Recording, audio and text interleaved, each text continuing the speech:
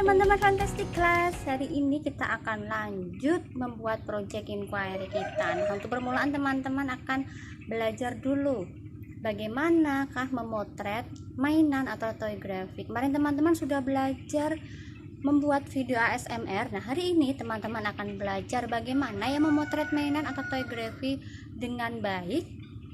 Kita akan langsung belajar bersama research person. Nanti research person kita akan mengajari kita bagaimana ya penggunaan cahaya dalam memotret sebuah objek. Yuk kita temui research person kita hari ini.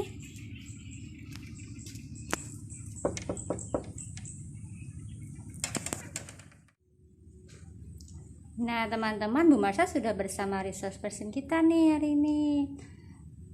Ini dia. Hai Pak, apa kabar Pak? Baik. Ya, ini adalah Pak Andri. Nah, langsung saja yuk kenalan dengan Pak Andri dan mendengar penjelasan beliau tentang tips-tips sederhana dalam fotografi. Halo, apa kabar? Ya, semoga kabarnya baik-baik semua ya. Nah, di sini saya ingin memperkenalkan diri. Nama saya Andri. Jadi teman-teman bisa panggil Pak Andri atau Kak Andri juga boleh. Ya, kali ini Pak Andri akan membicarakan satu hal. Nah, dengar-dengar nih teman-teman kelas 4A ditunggu 1 akan membuat proyek tentang fotografi, yaitu toy fotografi atau memotret mainan ya. Nah, sebelum ke sana teman-teman pastinya sudah pernah motret kan atau foto satu objek. Nah, tahukah bahwa memoto atau memotret satu objek itu prinsipnya, kalau kamera itu prinsipnya sama dengan mata kita. Jadi lensa, kemudian ada sensor di dalamnya. Kalau yang zaman dulu ada film. Nah, itu prinsipnya sama dengan mata kita. Nah, teman-teman ingat di sini ada retina, ada pupil, ada kornea. Nah, itu diibaratkan lensa kita. Kalau retina itu diibaratkan sensor kita. Jadi jatuhnya cahaya masuk ke sini, kemudian diatur oleh pupil besar kecilnya cahaya. Kalau dalam keadaan yang gelap, pupil itu akan membesar. Teman-teman bisa lihat dalam menggunakan cermin. Nah, kalau dalam kondisi yang terang, itu pupil akan mengecil. Itu menyesuaikan cahaya yang masuk, kayak jendela. Kalau jendelanya semakin lebar, semakin terang ruangannya. Kecuali kalau hujan ya. Kalau hujan pasti gelap. Nah, kemudian masuk ke retina cahaya itu. Dari retina ditangkap, kemudian dimasukkan ke kepala kita, ke otak kita. Jadi satu objek, gambaran objek. Nah, itu tentang kamera. Kita lanjut lagi ya, udah kenal kan? Nah, kalau tadi ternyata kamera itu berangkat dari prinsip mata kita. Kita tahu ya, kita bisa melihat benda di sini, ada mainan, ada laptop, ada benda-benda lain di sini. Itu dari cahaya yang dipantulkan mereka, kemudian kita tangkap, kita atur oleh pupil kita, jatuhnya di retina kita. Kemudian diolah oleh otak kita, jadilah objek itu. Nah, kamera itu berangkat dari situ. Nah, apa yang ditangkap oleh kamera adalah cahaya. Jadi, fotografi secara umum adalah melukis dengan cahaya. Nah, fotografi sendiri prinsip dasarnya bisa kita gunakan untuk macam-macam. Mau itu foto dalam acara pernikahan, jurnalistik, atau arsitektur, foto produk, foto makanan, atau toy graphic ini sendiri.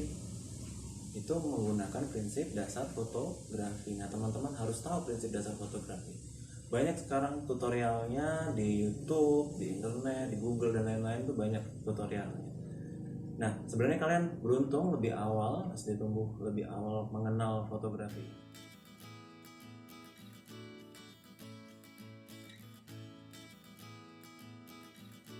Nah, kalau bicara tadi kan prinsip dasar tadi kita bisa gunakan untuk banyak cabang dari fotografi. Pak Andi pernah mencoba belajar ya, Pak Andi belajar tentang foto produk, bagaimana membuat mengesankan produk itu berkualitas. Bedanya apa dengan toigrafi? Kan sama-sama produk Pak, bedanya apa? Beda jelas. Kalau foto produk itu lebih membuat foto itu lebih detail. Orang bisa tahu bahannya apa, sambungannya bagaimana, detail dari teksturnya bagaimana. Contoh misalkan ini, kalian bisa foto lebih detail lagi bagian-bagian detail yang di sini supaya orang lain bisa tertarik untuk membelinya. Tapi kalau toigrafi gimana? Sama nggak? Beda, walaupun prinsip dasarnya menggunakan prinsip dasar fotografi, tapi kita menggantikan orang. Kalau kita biasanya motret lingkungan sekitar, kita foto itu kan orang. Nah ini dengan mainan, kalau orang bisa berekspresi, kita bisa minta orang itu tersenyum, orang itu marah, orang itu cemberut dan lain-lain. Tapi kalau mainan enggak, kita yang menyesuaikan ekspresi dari mainan ini. Misalkan ini ada Doraemon ya, Doraemonnya sedang tertawa lebar. Nah, kira-kira tertawa lebar itu karena apa? Apakah dia dapat dorayaki atau dia dapat nilai 100? Nah, kita gunakan ekspresi dari mainan yang tetap ini, kita cari properti-properti yang cocok untuk dia. Nah, maka foto kalian dijamin akan lebih bercerita. Kita sesuaikan, bukan kita yang minta, Doraemon, senyumnya biasa aja dong. Nggak mungkin, dia tetap seperti ini. Ya nggak? Nah, itu kuncinya. Jangan sampai foto kalian hanya sekedar foto produk. Kalau foto produk ini difoto gini saja, taruh di tangan sebagai bentuk ukuran, ada penggaris, selesai. Tapi kalau foto mainan, toigrafi ini, mainan kalian harus bisa seperti manusia, punya ekspresi. Ekspresinya gimana? Kita yang menyesuaikan ekspresinya. Ini kan, ekspresinya cool, diam, santai, bisa kesannya dia ingin melihat musuhnya. Nah, kalian buat lingkungan dari foto ini atau properti-propertinya, penyertanya mendukung dari ekspresinya. Ya, itu ya.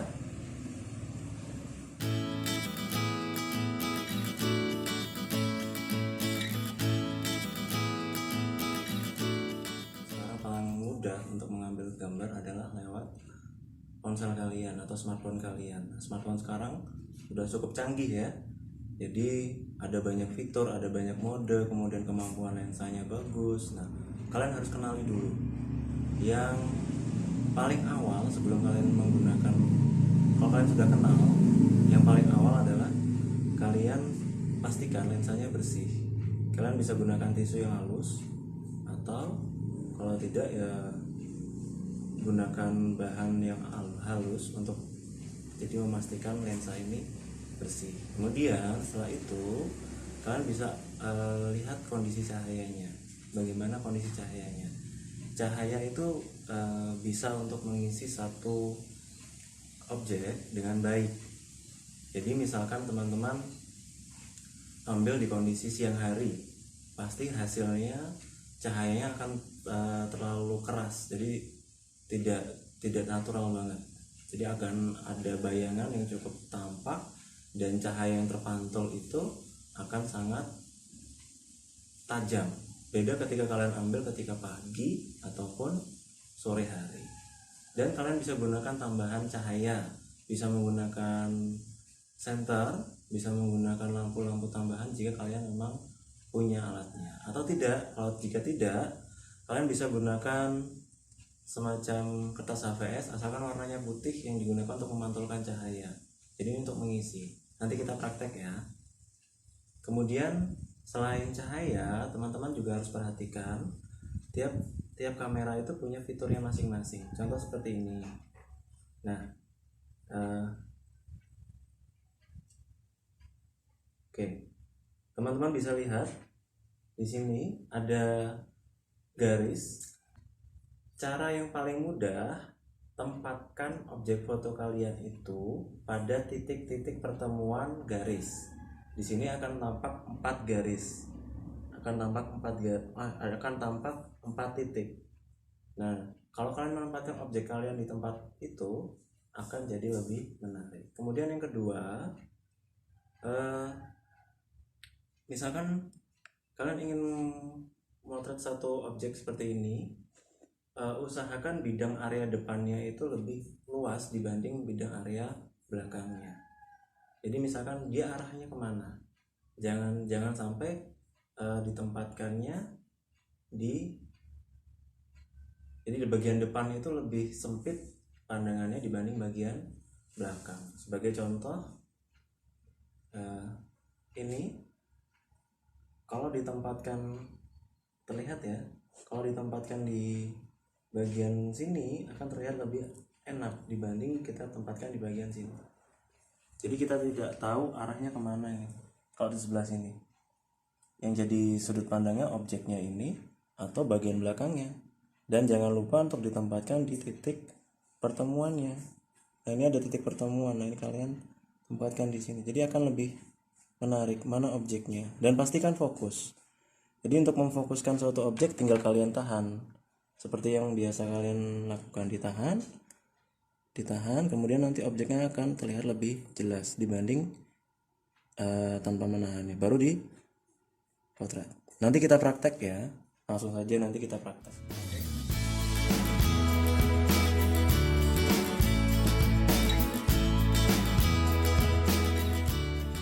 Pak Andri ambil satu mainan action figure. Ini teman-teman tahu ya, ini bukan Doraemon, ini Kamen Rider. Dan Pak Andri lupa ini Kamen Rider apa. Nah, kita akan kalau kalian ambil mainan yang seperti ini, pastikan dia bisa berdiri dengan tegak, dengan baik. Kalau nggak bisa, kalian harus akali bagian bawahnya supaya dia tetap bisa berdiri. Nah, kita tempatkan di satu objek, satu area, dan pastikan dia bisa berdiri. Kemudian, nah ini kan ada garis-garis. Ini juga bagian dari komposisi. Jadi kalian ambil sudut di mana garis-garis ini akan terlihat lebih baik. Jadi berfungsi untuk menegaskan objek foto kalian. Jadi jangan sampai nanti dia terlihat malah garis-garisnya, garis-garis seperti ini objek fotonya. Kemudian kita atur kamera kita, HP kita, dan usahakan ketika mengambil posisinya harus benar-benar pas. Kalau Pak Andi ambil biasanya seperti ini. Ini bisa menahan dengan lebih baik, tidak terlalu banyak goyang. Karena kalau nanti goyang, hasilnya bisa sedikit blur. Jadi ada goyangan kayak gitu, ya. Nah, ditempatkan sudut mana yang ingin kalian ambil.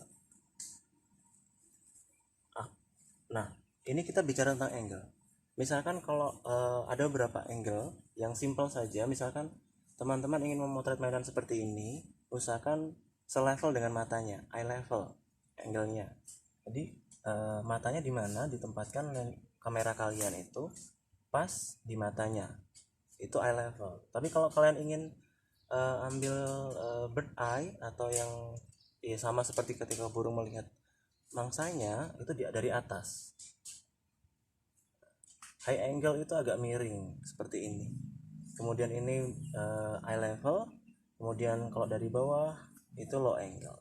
Sedangkan untuk framingnya kalian bisa pilih mau yang close up dekat sekali seperti ini, hanya kelihatan matanya saja, atau mau medium close up, atau mau yang dari jauh seperti ini. Sederhana saja. Yang penting kalian latihan mana yang terbaik. Ya, kita coba untuk ambil fotonya, ditempatkan di garis-garis yang ada nih. Kalau teman-teman mau lihat, ini ada garis-garis. Nah, ada garis-garis ini tempatkan di titik-titik ini. Jangan sampai terlewat. Kalau kalian ingin mempertegas, misalkan seperti ini tempatkan di titik tengah dan posisinya harus lurus dengan garis. Perhatikan objek sekitarnya juga garis. Nah, ini kalau dari bawah akan membuat kesan yang berbeda. Nanti teman-teman bisa coba di rumah. Ketika dari bawah, kesannya dia akan terlihat lebih lebih kuat seperti itu. Nah, dari samping, ditempatkan. Jadi dijamin lah foto kalian akan lebih hidup ketika kalian tempatkan menggunakan rule of third itu tadi. 9 kotak bidang tempatkan di titik pertemuannya. Nah, ini titik pertemuannya di sini, kita tempatkan di sini, kita sesuaikan, kemudian kita foto. Ditahan biar fokus. Kalau kalian ingin menambah cahayanya, kalian bisa ubah cahayanya lebih terang atau lebih redup, seperti itu, baru difoto.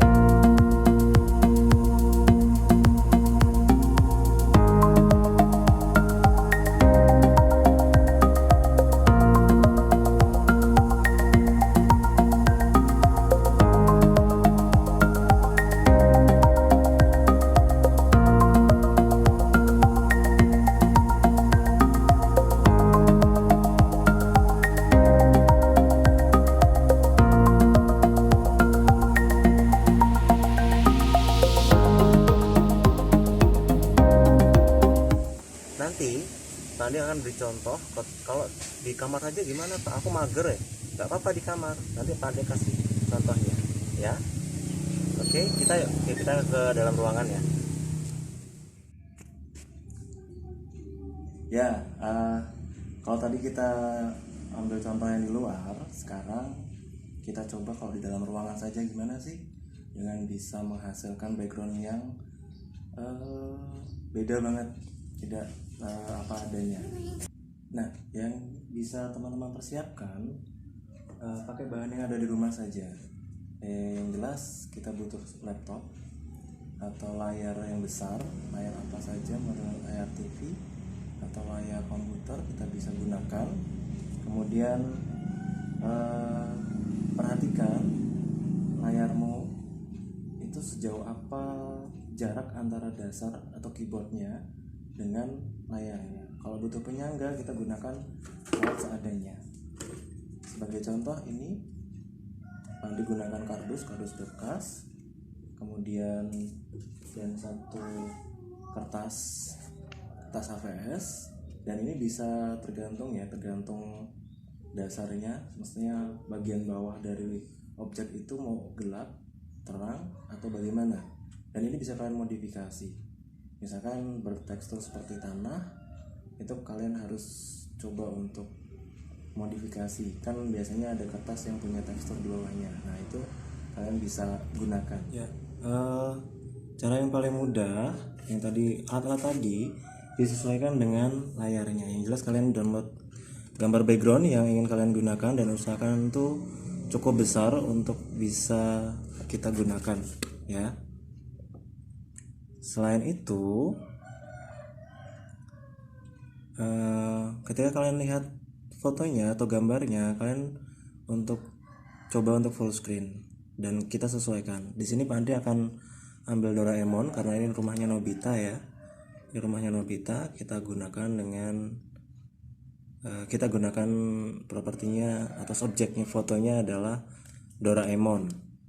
Nah, kita sesuaikan karena di sini ada titik, ada garis dan ini jarak ya. Maka kita akali dengan kardus bekas ini. Kita buat semacam jembatan gitu, kemudian kita letakkan HVS.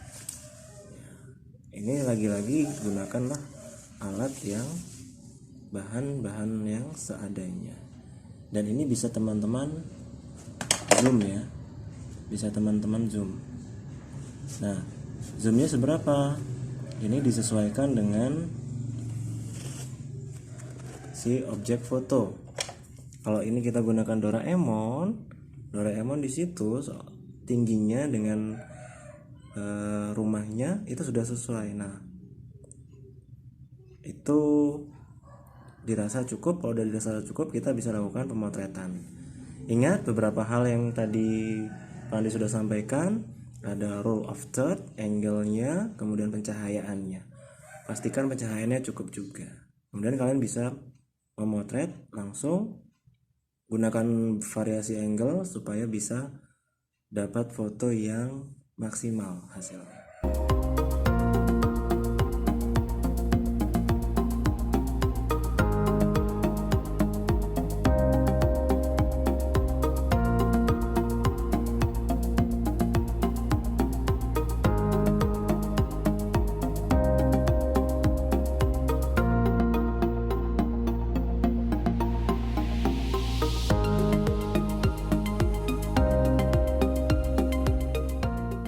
Yang pasti teman-teman harus praktek, jangan sampai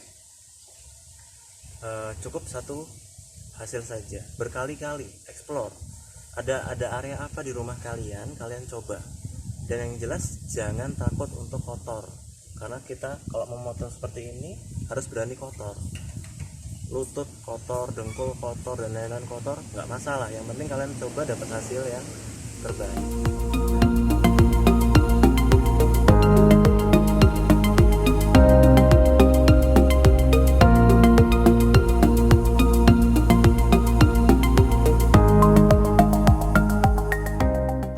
Ya, itu teman-teman. Jadi selamat mencoba. Tanpa mencoba kalian tidak akan bisa dapat kualitas foto yang bagus.